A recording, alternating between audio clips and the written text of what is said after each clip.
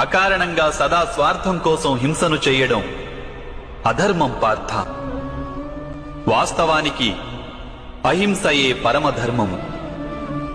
అహింసతో పాటు సత్యం, క్రోధం వహించకుండడం, త్యాగం, మనశ్శాంతి, నిందించకుండడం, దయాభావం, సుఖానికి ఆకర్షితుడు కాకుండడం, అకారణంగా ఏ కార్యము చేయకుండడం, తేజం, క్షమ, ధైర్యం, శరీర శుభ్రత, ధర్మానికి ద్రోహం చేయకుండడం, అహంకారం లేకుండా ఉండడం, ఈ గుణాలన్నింటినీ సత్వగుణ సంపద లేక దైవీక సంపదలని అంటారు.